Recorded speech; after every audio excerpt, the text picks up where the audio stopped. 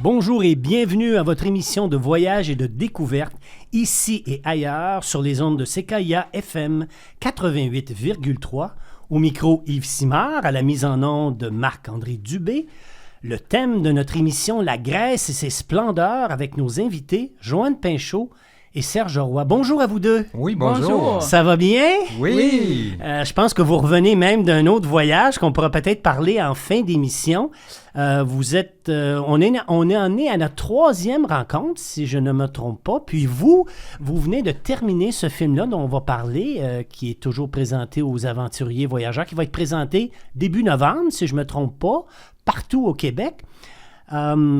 C'est déjà votre combienième? Notre cinquième film. Votre cinquième film, oui, quand même. Fait que là, vous êtes des pros, là. Ben, disons qu'on prend l'expérience à chaque film. Oui, ouais. En tout cas, j'ai écouté le film pour me préparer. C'est un film d'une très, très belle qualité. Bien sûr, vous allez nous amener, surtout en Grèce continentale. On va se promener avec vous. On va commencer... vous avez vraiment le don, je trouve, d'organiser des voyages puis de sortir de l'ordinaire. Je vous l'ai dit un peu à micro fermé quand vous êtes arrivés. Bien sûr qu'on va parler d'Athènes, parce que c'est un incontournable, mais j'aimerais ça qu'on parle. Vous nous faites visiter un petit quartier, si riche, si je ne me trompe pas, où on peut se promener à pied, puis on peut voir, il y a beaucoup de choses intéressantes à voir, comme de l'art déco. Oui, effectivement, c'est un vieux quartier qui a déjà eu une très bonne cote. Et au début des années 1900, c'est un quartier qui a été en décrépitude. Et là, il revit, les jeunes aiment beaucoup s'y retrouver. Il y a beaucoup d'art de rue, de café et il y a un petit endroit particulier qui s'appelait Little Hook, qui est vraiment féerique. Qu'est-ce que c'est, ça, Little Hook?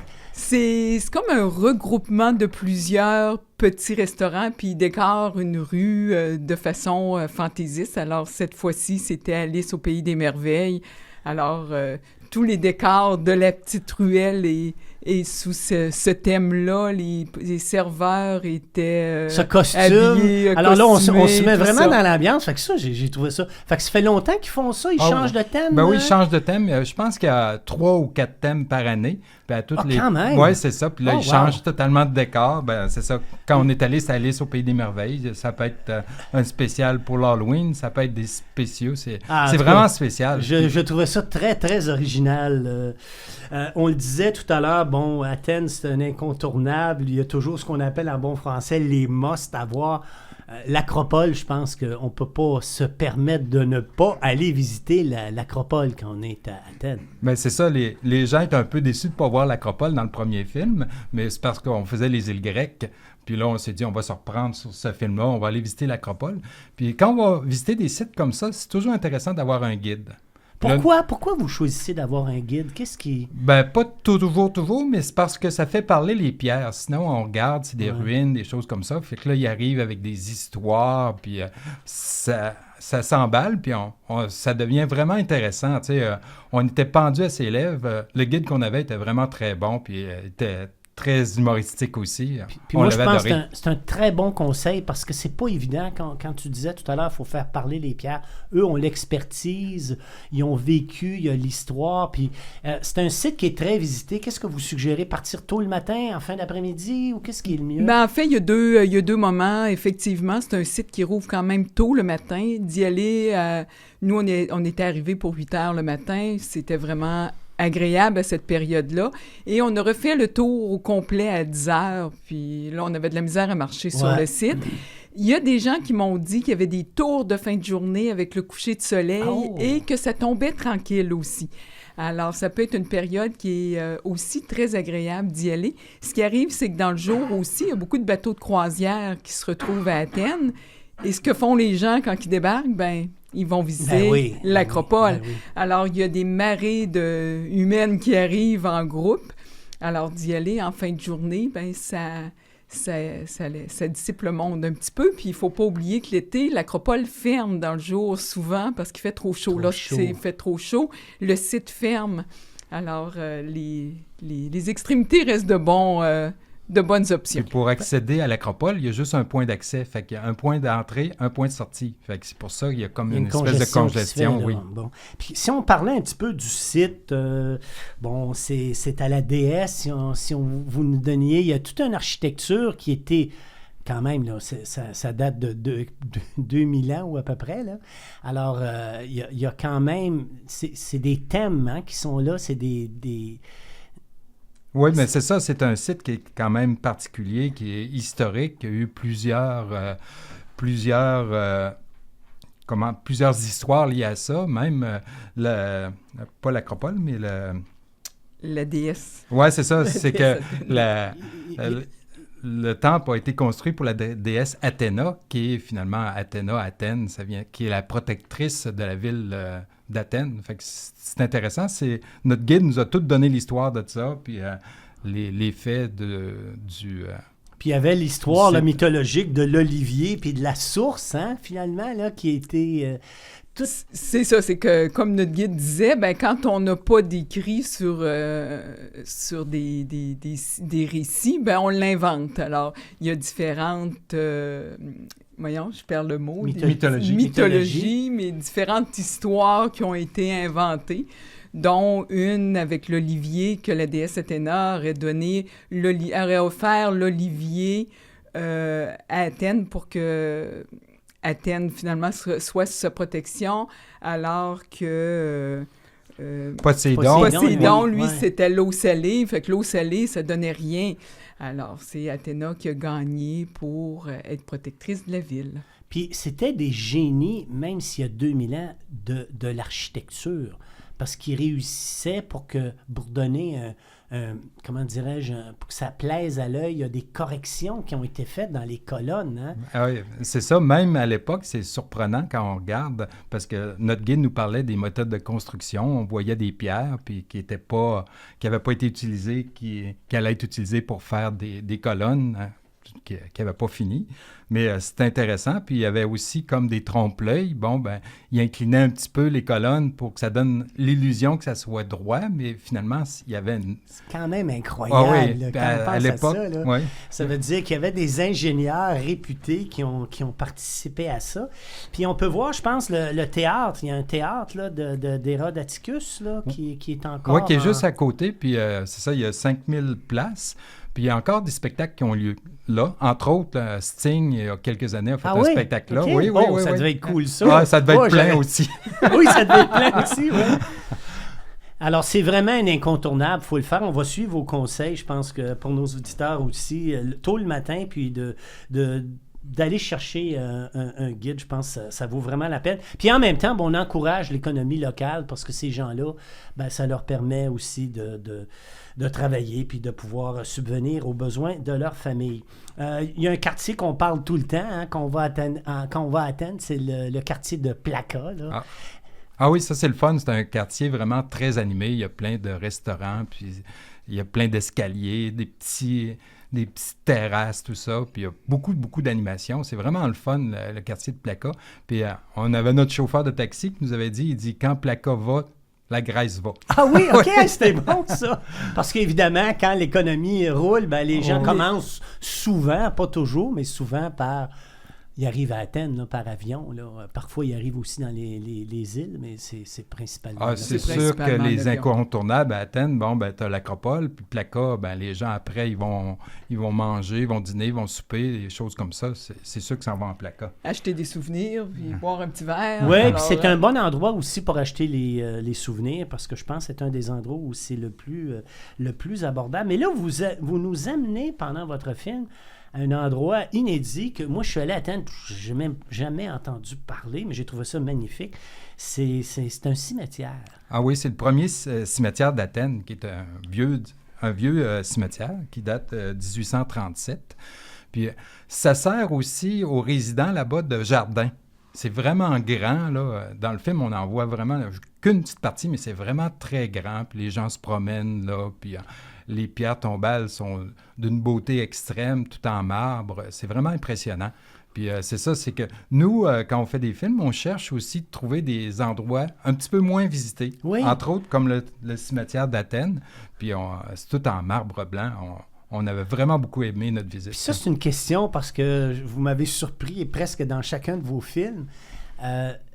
Comment vous bâtissez vos itinéraires? Donc, vous essayez de choisir des choses qui sont intéressantes, mais que peu ou moins de personnes ont vu, là. Hein? Comment est-ce que vous y prenez? Oui, en fait, c'est qu'on essaye. C'est sûr, quand on bâtit un itinéraire, on sort ce qui sort en premier, donc les points que tout le monde va visiter. Puis après ça, on aime ça aller chercher des petits trésors. Fait que là, on pousse nos recherches un peu plus loin. Puis lorsqu'on pousse, là, on va sur les sites touristiques, on va dans... c'est sûr, les guides, on reste souvent dans le très touristique. Mais souvent, il y a des sites aussi où c'est des visites inédites. Fait que là, on trouve des petites choses. Puis là, ça nous accroche. Puis, oui, c'est des perles. C'est des perles. Oui, parce que ça permet de voir d'autres choses que le classique. En fait, on travaille à deux. Joanne, elle sort plus la partie touristique, générale. Puis moi, je sors ce qui est particulier. J'aime ça. Je vais chercher les points. Là, je fais des recherches. J'essaie soit des sites des gens qui ont visité des choses ou des fois des blogs. Des fois, c'est des gens là-bas qui nous donnent des indices. Fait que là, j'essaie de trouver la perle rare que les gens connaissent pas. Parce que sinon, ça devient, ils peuvent aller sur Internet puis voir... absolument. C'est ça, voir ce que la Grèce a à offrir, mais tu sais, faut qu'il y ait un petit plus à notre film. Vous l'avez bien. Puis en parlant de petit plus, parlez-nous un peu du centre culturel. Là. Ça a été fait un petit peu pendant la crise, là, mais ça aussi, c'est particulier. Là. Oui, ça, c'est un peu notre guide qui nous avait emmenés là. On trouvait ça, on ne connaissait pas. Non, on le connaissait pas. Même vous, OK, c'est bon. Il nous a fait faire un tour de voiture après notre visite d'Acropole. Puis là, il nous a amenés là. Puis là, j'ai trouvé ça intéressant parce que c'est le même architecte qui a fait le centre Georges Pompidou à Paris, qui est un peu controversé. Mais disons qu'il avait gagné en sagesse un peu quand il a fait le site à Athènes. Puis c'est ça, c'est une bibliothèque. Puis c'est aussi, juste à côté, il y a l'opéra qui est juste à côté. Fait que c'est vraiment bien. Puis il y a une genre de grosse piscine où ce que les gens, finalement, se promènent, peuvent faire du kayak, des choses comme ça. Donc, les fins de semaine ou les soirs, les gens peuvent marcher puis en famille puis profiter un peu de kayak puis du bon temps. Là. Oui, puis la toiture est toute en... C'est un jardin méditerranéen qui est sur le dessus. C'est que les gens peuvent se promener. Puis c'est vraiment très grand aussi. Alors, c'est... Fait que là, on va sortir d'un peu d'Athènes puis on va aller au monastère d'Osios Loukas, j'espère que je le prononce bien. Donc, vous prenez la voiture, vous vous déplacez. Ouais. Qu'est-ce qu'il y a de particulier, ce monastère-là? C'est un des plus vieux monastères byzantins de la Grèce. Et il y a encore des moines qui l'habitent. Alors, c'est une architecture. Il est très, très bien conservé dans un site qui est vraiment magnifique. Il est en plein milieu des montagnes. Il n'y a absolument rien autour.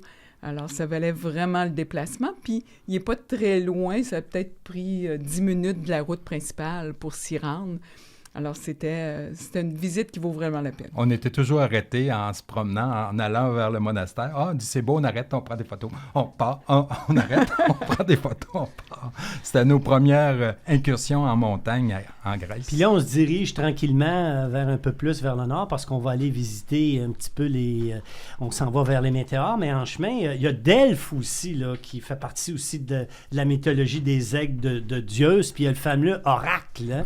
L'oracle qui alors, ça aussi, c'est particulier. À l'époque, tout le monde consultait l'oracle. C'était comme, finalement, la référence. Si l'oracle disait quelque chose, entre autres, l'oracle avait dit, je pense qu'il n'y a personne qui demeure sur l'Acropole, fait que personne ne demeurait sur l'Acropole. Puis, je ne sais pas si vous avez vu le film 300, mais dans le film 300 aussi, il consultait l'oracle à savoir s'il allait aller en guerre, qui allait gagner, des choses comme ça. Puis, l'oracle donnait toujours des réponses un peu ambiguës. Fait qu'il y avait tout le temps tort, mais il n'y avait jamais totalement. C'est ça. Il y en a un exemple dans votre film, là, je sais pas, il y a quelqu'un qui le consulte pour la guerre, là, mais... C'est ça, il consulte pour la guerre, puis il dit, si tu vas en guerre, il y a un grand empire qui va être détruit, sauf qu'il va en guerre et c'est son propre Donc, il y a toujours raison, finalement. Oui, c'est ça.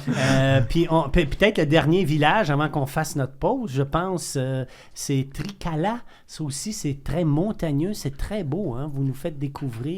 Oui, le village est très pittoresque. On est arrêté juste, disons, en transit pour manger, mais on a découvert que c'était vraiment un beau village. Mais juste à côté, il y a un parc avec des ponts en pierre qui sont vraiment beaux. Puis ça vaut vraiment le déplacement avec des chutes puis tout ça. On a vraiment adoré. Ça, là, j'ai trouvé ça aussi, parce que je suis allé dans ce coin-là et j'ai pas vu ça du tout. Non? C'est magnifique. Alors, moi, j'invite les gens, on n'en dira pas plus, on va se garder, mais allez voir le film, parce que vous allez voir, c'est surprenant.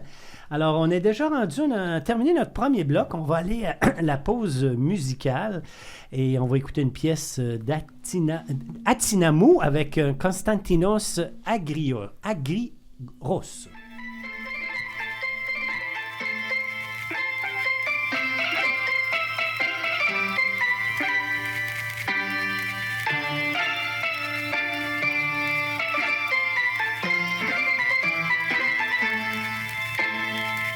Χαμένος κάπου στα στενά προς Φιλοπάπου, εδώ που η πόλη καταφέρνει να μην βιάζεται. Στο κέντρο άρχισε ο γύρος του θανάτου, βράδυ Σαββάτου. Ένας αέρας να τρυπάει το κορμί μου, εγώ βρεγμένος πιο πολύ απ' την καμπαρτίνα μου. Μα σε ψάχνω απεγνωσμένα στην Αθήνα μου. Από το πάρκο με έχει πάρει το ντουμάνι, απ' τα μπαλκόνια για σεμί και νυχτολούλουδα. Μια ξεκούρδιστη λατέρνα ίσα που πιάνει το τζιτσάνι. Τόσα χρόνια κάθε βράδυ και δεν φτάνει, κάποιος θα έλεγε πως έγινε ρουτίνα μου. Μα σε ψάχνω απεγνωσμένα στην Αθήνα μου. Λίγο στη νύχτα η μοναξιά μου πουρλιάζει, απόψε μέχρι κι ο καιρός μαζί μου τα βάλε. Κι αφού η βροχή ποτέ δεν έγινε χαλάζει, γλυκό χαράζει. Έχουν περάσει μήνες που είσαι μακριά μου και έχει θολώσει κούκλα που είχα στη βιτρίνα μου. Μα σε ψάχνω απεγνωσμένα στην Αθήνα μου.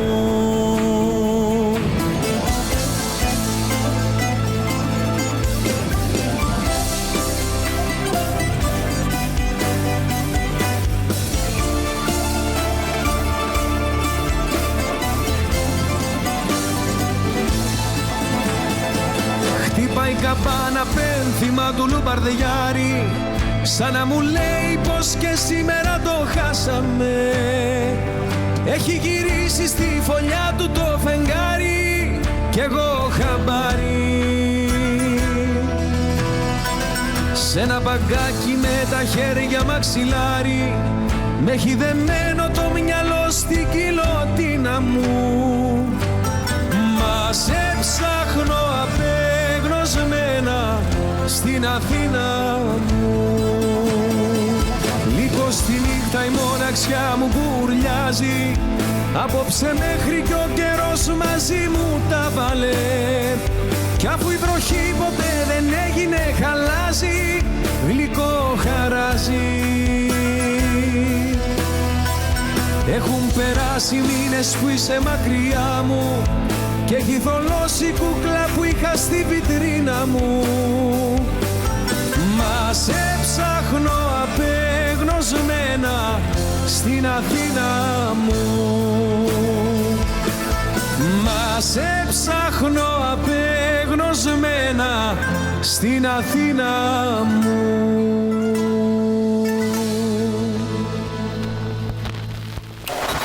Bonjour et bienvenue à votre émission de voyage et de découverte sur le thème La Grèce et ses splendeurs avec nos invités Serge et Joanne. Alors, on va parler maintenant, on s'en va tout doucement, on va parler des météores. Qu'est-ce que c'est le météore? Si on avait expliqué ça à nous, pour nos auditeurs, on sait qu'il y a des villages, mais quand on dit, bon, les monastères des météores, ça veut dire quoi?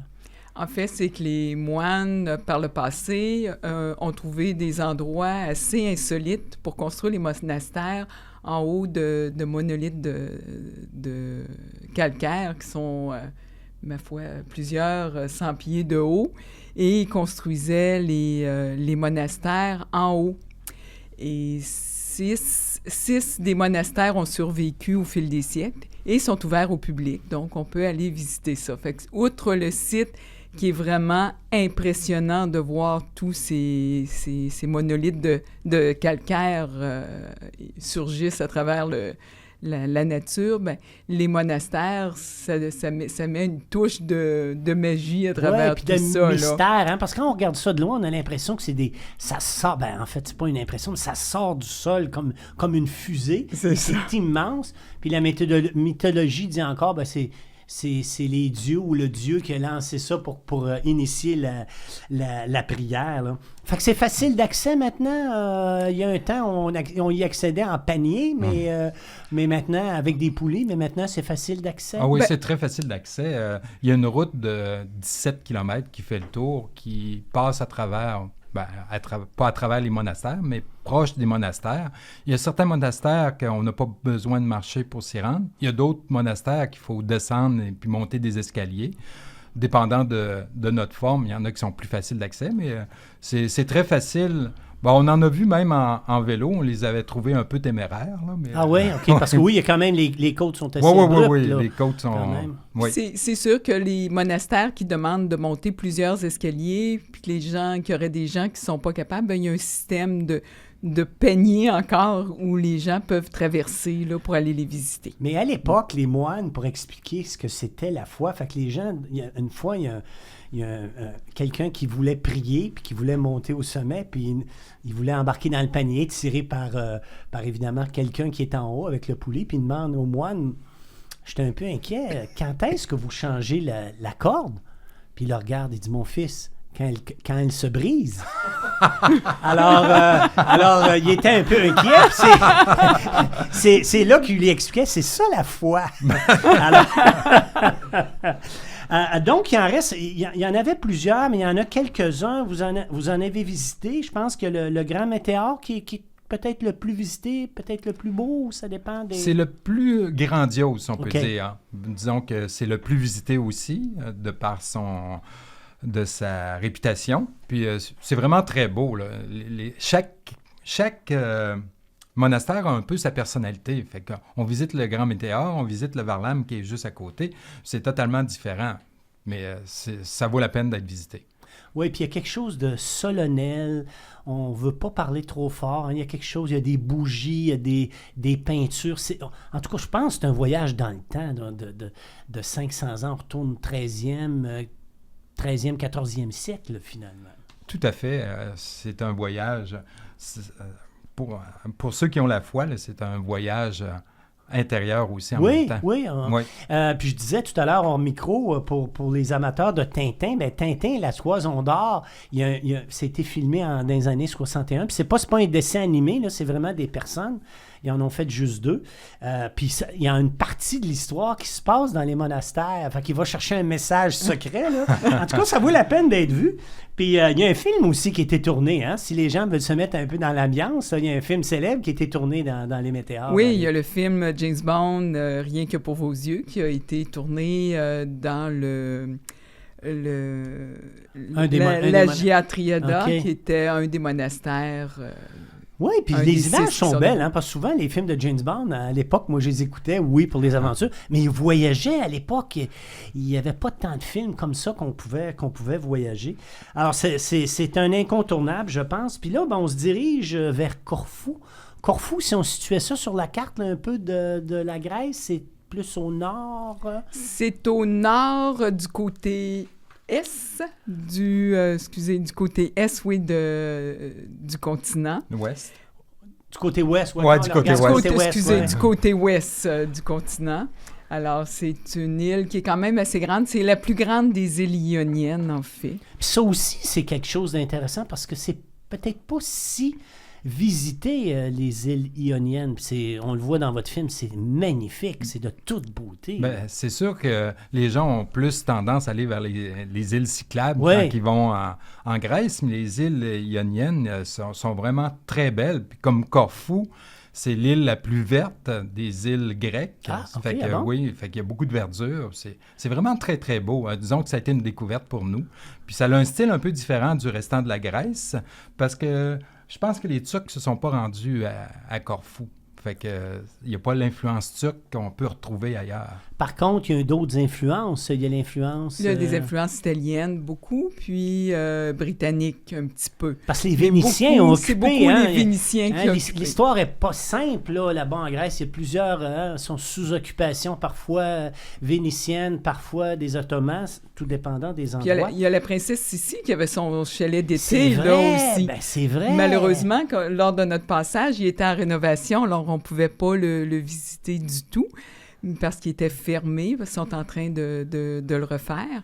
Mais je pense que c'est quelque chose qui peut valoir la peine d'être vu aussi. Faut prendre un traversier pour s'y rendre. Vous allez traverser avec la Oui, voiture. oui. T'as aimé ça, la traverse? Non, pas tout à fait. Non, mais c'est parce qu'on s'est fait jouer un peu un tour. Il est traumatisé. On s'est fait jouer un peu un tour. On est arrivé, tu sais, on partait des météores, on s'en allait, bon petit train, on arrive. Bon, ils ont dit, le traversier part dans 10 minutes. Fait que là, j'ai embarqué sur le traversier. Pour embarquer sur le traversier, les passagers débarquent. OK. Il y a juste le chauffeur qui rentre. Ah bon, fait que la voiture, elle est placée par un chauffeur. Ouais, ben nous, OK, moi, OK. là, Mais qui après, il chauffait. faut quitter le véhicule. Non, juste les passagers. OK. Puis là, c'est ça. Là, ils nous font vraiment cordé en rang d'oignon. Puis c'était vraiment... Tu sais, j'avais pas de place parce que j'étais comme le dernier auto à rentrer sur le traversier. J'avais pas de place pour me retourner. Puis là, on me donnait des conseils que je voulais pas suivre parce que je trouvais que j'étais trop proche des autos. Finalement, j'ai trouvé ça un peu pénible comme expérience. Là. On était vraiment à peu près je dirais, à 15 cm de chaque auto. Hein. Oh, ça, c'est assez serré. Pour vous donner, donner une idée, c'est que l'auto qui s'est stationné à côté de celle de Serge se demandait comment il ferait pour repartir son auto, parce que lui, quand il part l'auto, les miroirs se rouvrent. Oh là là, puis là, il disait, même pas la distance. Il n'y aura même pas de place pour que les miroirs se rouvrent.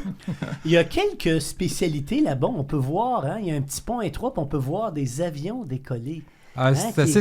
C'est assez spécial parce que c'est ça, il y a une petite île avec un monastère qui est très connu, qui est le plus photographié de Corfou, paraît-il.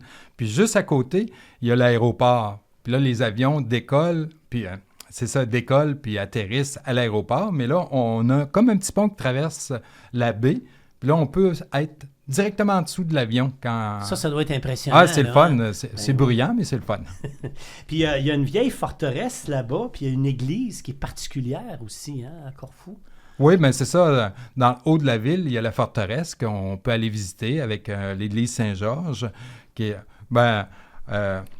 C'est assez impressionnant parce que l'église a l'air tout petite. Puis il paraît qu'il y a 5000 personnes qui peuvent rentrer dedans. 4000 personnes qui peuvent rentrer dedans. Mais... en tout cas, même on a eu un commentaire de Yannick qui dit « T'es sûr que 4000 personnes rentrent à l'intérieur de cette église-là? » Mais c'est le fun parce que on monte en haut, puis là, on a vraiment une belle vue de Corfou, puis toute l'île, puis tout ça. C'est vraiment beau. Fait que c'est particulier. Est-ce qu'il y a des mets qui sont plutôt de la place de Corfou, des choses spéciales qu'on peut y manger? Vous aviez des gâteaux, je pense, là, à un moment donné. On avait les kumquats, qui est fait à base d'un agrume local qui était vraiment très bon. Puis, il y a un plat aussi qu'on a mangé dans un restaurant qui, je me souviens plus du nom, qui se faisait avec du coq, que la dame disait, moi, ma grand-mère me faisait ça tous les dimanches. Puis on a goûté à ça, c'était vraiment très bon, mais on mange très, très bien à Corfou, mais comme un peu partout en Grèce d'ailleurs, on mange vraiment très bien. Puis à chaque fois qu'on se déplace, parce qu'on va aller tranquillement à ce qu'on appelle Leucade, mais à chaque fois que vous vous déplacez, il y a des parcs, il y a des paysages, hein, il y a je pense, des zones humides où on peut voir des flamands, si je ne me trompe pas. À chaque endroit, il y a quelque chose à voir, là. La migration des flamants roses se fait à Corfou. OK. Et on est allé dans le sud de l'île, justement, pour les voir. Malheureusement, on était un petit peu trop tard. Et lorsqu'on est arrivé sur l'île de Leucade, on a vu un. Alors, on n'a pas été satisfait trop de notre recherche de flamand, mais quelqu'un qui irait au bon moment, ça peut être quelque chose d'intéressant à voir. Qu'est-ce qu'il y a de spécial sur l'île que vous voudriez soulever? L'île de Leucade? Ouais. Ben, Leucade, qu'est-ce qu'on a trouvé? C'est une île qu'on connaissait pas comme telle. Puis là, on a regardé ça, on dit « Ah, ce serait le fun d'aller à Leucade. » Mais c'est une très belle île. Il y a plein de plages intéressantes, chacune avec sa particularité. On peut même faire des tours de bateau, on peut louer des bateaux. Ça, j'ai trouvé que c'était une bonne idée parce qu'à un moment donné, vous louez un bateau, puis vous partez en autonome.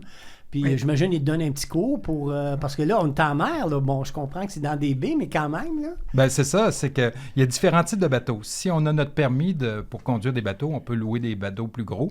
Puis nous, on n'avait pas de permis, fait qu'ils nous donnent un petit bateau, là, puis c'est ça, ils nous donnent quelques points GPS où on peut aller se promener. Puis par la suite, ils nous donnent un petit cours, bon, comment fonctionne le bateau, puis quoi faire s'il arrive quelque chose. Puis il nous parlait de plage, où ce qu'on pouvait aller aussi, si on voulait faire de la plage. Fait que c'est vraiment intéressant. Je pense que c'est une bonne façon de visiter. Oui, puis je trouvais ça très abordable. Je pense que vous disiez que c'était une 50aine d'euros plus l'essence, Ouais. plus bon. Ouais. Puis ça donne tout un autre point de vue, là, complètement, là. Oui, puis quelqu'un qui est à l'aise. Nous, on n'était pas vraiment à l'aise avec le bateau, donc on n'a pas accosté pour aller se baigner, tout ça, mais on peut passer vraiment une très, très belle journée. Puis là, il faut se Quelqu'un rappeler qui d'où on est sûr. parti, là. Parce que c'est pas évident sur un cours d'eau.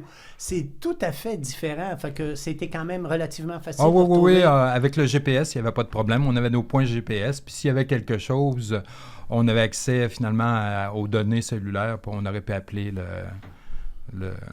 les gens pour qu'ils C'est viennent ça. vous donner un coup de main. Mais ça, je trouvais ça original parce que ça sort un peu de ce qu'on pourrait faire. Puis ça peut, là, on décide si on va aller faire de la baignade. Mais il y a vraiment, tout le long de votre récit, là, il y a vraiment des endroits. Moi, je trouve qu'il y a plein de paysages qu'on peut voir. Fait que non seulement on fait de la route, parce que des fois, on fait de la route puis on n'a pas grand-chose à voir, mais là, c'est le contraire. J'imagine vous vouliez vous restreindre pour pas toujours arrêter puis observer. C'est sûr que autant de par la mer que par la route, il y avait des beaux points de vue à voir. Puis tout le tour de l'île de Leucade, c'est beau. Puis d'un côté de l'île, il y a aussi beaucoup de restaurants qui sont vraiment sur le dessus de la falaise, donc avec des vues imprenables pour manger. imprenables sur la mer, sur le coucher de soleil, sur... Ils peuvent même faire du parapente à partir du restaurant. Il y avait Ça, une je sais piste de pas. parapente. Est-ce que tu essaierais ça, du parapente? Moi, Ben, je ma pense. fille l'a essayé en Ah Suisse. ouais? Ah ouais? Ah ouais? Elle avait adoré ça. Ah ouais? Bon, Ouais. ben, en attendant de faire du parapente, on va passer à la prochaine pièce musicale. Ça s'appelle OK avec Elena Paparizou.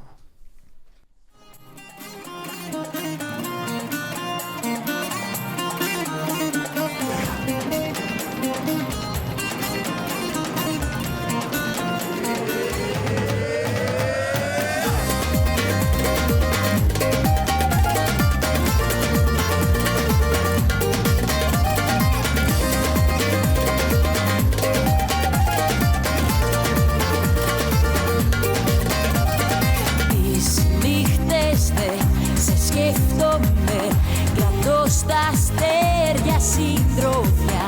Γυρνάω αργά, περνάω καλά, κι αν λείπεις δεν με νοιάζει, μα είναι ψέμα. Είναι ψέμα. Οκ, οκ, σαν τρελή σ' αγαπάω. Οκ, οκ, στα φιλιά σου μεθάω. Οκ, οκ, προσποιούμε θυμώνω. Οκ, ζω για σένα ναι μόνο.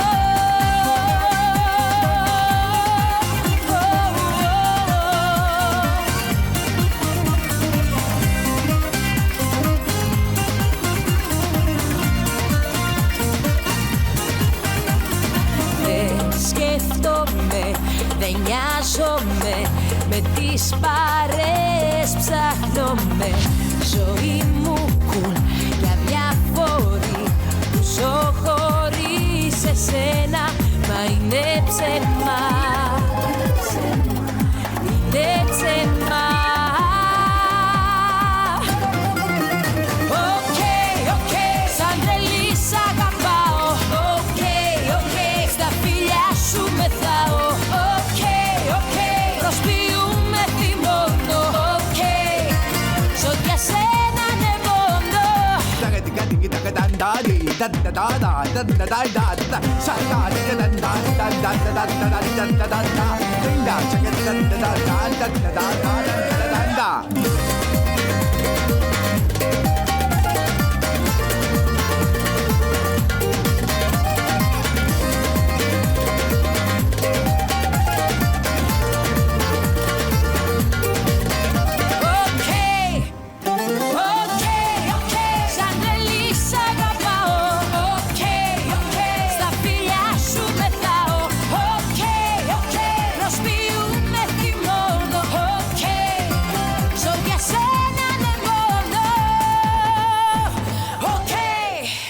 Vous êtes à l'émission Ici et ailleurs sur le thème La Grèce et ses splendeurs avec nos invités Joanne Pinchot et Serge Roy. On s'en va tout doucement à Olympie, mais avant, j'aimerais ça qu'on parle. Les oliviers, c'est extrêmement important en Grèce. J'aimerais ça qu'on parle de l'huile d'olive, des produits, parce qu'un peu partout où vous arrêtez, on n'en a pas parlé. On peut déguster aussi, on peut aller voir, il y a des endroits où on peut déguster l'huile d'olive. Ben, c'est ça, notre voyage, c'est un voyage de 1 mois qu'on avait fait avec des amis. Puis une de nos amies qui était avec nous, elle a dit « Moi, vous faites ce que vous voulez en Grèce, mais je veux voir finalement une factory. Une fabrique d'huile d'olive. Fait que, on s'est dit, à Corfou, il ne faut pas manquer notre coup parce qu'il y en avait une qui était assez célèbre. Puis on a vraiment adoré parce qu'il nous raconte l'histoire. Il nous amène dans un champ d'oliviers, il nous explique comment ça fonctionne. Par la suite, il nous montre historiquement comment est-ce qu'il traitait les olives pour faire l'huile d'olive. Puis ensuite de ça, on a accès à une salle où ce qu'on peut faire de la dégustation. Puis faire de la dégustation d'huile d'olive, c'est un peu comme faire de la dégustation de vin. C'est assez spécial. C'est bon. Moi, j'adore l'huile d'olive, là. J'essaie d'en mettre tout le temps, mais ça, c'est particulier. Puis il y a des produits dérivés aussi, il y a des savons, puis il y a d'autres produits qui sont faits à partir de l'huile d'olive aussi, là. Ah oui, mais c'est ça. À Corfou, on est allé voir une fabrique de savon où qui faisait du savon avec de l'huile d'olive. C'est vraiment intéressant aussi. Très instructif. Puis la personne qui nous donnait finalement la présentation était vraiment dynamique. C'est à voir. Oui, puis c'est important. On voit souvent quand on se promène dans votre film, on voit les champs d'oliviers. On se dirige vers Olympie. Hein? Tranquillement, on se rapproche, on revient. C'est comme une boucle. On revient à Olympie. Olympie, c'est une ville extrêmement importante au niveau historique, hein, qui influence encore notre civilisation aujourd'hui, là. C'est sûr qu'Olympie, c'est là que se retrouvent beaucoup de vestiges anciens. C'est là aussi qu'on retrouve le berceau des Jeux olympiques, parce que dans l'Antiquité, finalement, il arrêtait de se battre pour aller aux Olympiques. Donc, tous les 4 ans, comme c'est maintenant, il y avait des Olympiques, et là, il n'y avait plus de guerre. Alors, on faisait la trêve pendant quelques temps. Puis, c'est toute une philosophie aussi qu'on nous a mentionnée, parce que à ce moment-là, comme on a pris une guide, parce qu'on voit Olympie, mais c'est aussi malheureusement un peu c'est ça. l'effet. Il y a beaucoup de... Ce qu'il faut que les gens comprennent, c'est qu'en Grèce, il y a beaucoup de tremblements de terre. Ça a détruit, par la force des choses, beaucoup de sites. Puis c'est pour ça que c'est important que vous le souligniez. C'est le fun d'avoir un guide qui peut interpréter les vestiges qui sont là, qui nous permet de mieux comprendre. OK, on voit un petit vestige, mais à l'époque, il y avait telle chose, là. Fait que ça, c'est important. Oui, puis aussi comprendre aussi c'était quoi la philosophie des gens de ce moment-là. Parce qu'ils disaient, OK, quand il y avait les Olympiques, c'est pas parce qu'on gagnait les Olympiques qu'on était meilleurs. C'est juste que cette journée-là, c'était un bon jour pour nous. Puis on partageait nos connaissances, on partageait nos efforts. Parce que là, on recule philosophie. Avant Jésus-Christ. Là, je pense que 700 ans avant Jésus-Christ. Aujourd'hui, on peut dire, OK, les Olympiques, mais à l'époque, ça devait être un concept extraordinaire, révolutionnaire, qui nous influence encore aujourd'hui avec Pierre de Coubertin qui, il y a quelques... siècles plus tard, a réactivé ça. Fait que ça vient de là. Fait que ça, c'est quand même Puis il y a un musée aussi qu'on peut voir aussi, là, des premiers Jeux, hein, je pense, à Olympie. Oui, il y a plusieurs musées, finalement, sur le site d'Olympie. Il y a des musées qui sont plus axés sur les Jeux olympiques. Il y a des musées qui sont plus axés sur la ville, la région d'Olympie, là, avec les vestiges, parce qu'il y avait des temples. Il y avait un temple qui était dédié à Zeus. Zeus, c'était une des merveilles du monde qu'il y avait là. Oui. C'était tout en or, tout ça. Fait que c'est de valeur qu'il reste juste des vestiges. Puis j'avais demandé à la guide, j'ai dit, bon, ben, tu sais, ça devait souvent être les Spartes qui gagnent les Jeux olympiques. Ben oui, Puis elle me disait, oui. oui, ça arrivait assez souvent. Ouais, c'est ça, parce que c'était tous des États, des villes-États, C'est finalement. ça, c'est en plein ça. Alors, ils se disputaient, puis le film, tu t'en faisais référence 300. C'était Sparte. Eux autres étaient réputés pour être des guerriers féroces, là. Puis l'histoire est vraie aussi, là. Elle a peut-être été romancée, bien sûr, au cinéma, mais ça s'est vraiment passé à l'époque, là, quand il avait été attaqué par, je pense, c'est Xérès, là, qui était les Perses, puis tout ça, là. Ça a tout eu lieu, c'est documenté. On se dirige tranquillement vers Métoyo, je pense. Métony. Métony, OK. Oh. Et puis, finalement, on est en route. Il y a des plages aussi là, qui sont extrêmement connues, mythiques un peu même. Ah oui, c'est encore là, c'est une petite découverte qu'on avait faite. C'est comme une espèce de cercle, là. C'est une plage, c'est vraiment magnifique. On est arrêté là pendant un peu plus, presque une demi-journée. Puis c'était vraiment beau. Le sable était Blanc. Blanc, c'est ça. La plage était super claire, puis c'est un centre aussi, juste à côté de la plage, ben c'est une zone humide où il y a beaucoup d'oiseaux aussi. On n'a pas eu la chance. On avait un de mes amis qui était avec nous, lui, il aime beaucoup les oiseaux, mais je pense qu'on lui a pas donné de temps pour aller les voir. C'est ça. Assez l'apprécier. Puis la ville de Métony, ben, il y a un château, puis c'est une ville importante parce qu'à l'époque, il était sur le chemin, la route du soie. La route de soie, oui. De la soie, plutôt, ouais. C'était un point stratégique entre, finalement, Venise et l'Orient. Alors, ça a été très convoité à la fois au début par les Vénitiens et par la suite encore par les Turcs. On va se déplacer tranquillement à Napoli, puis il y a quelque chose de très spécial, hein, dans cette ville-là, le fameux théâtre là, d'Épidore. Oui. Ah, le théâtre d'Épidore, oui, il est à côté de Nauplie. Il ne fait pas partie de Nauplie comme tel, mais c'est vraiment, c'est tout proche. Puis tout le monde qui va par là, arrête là.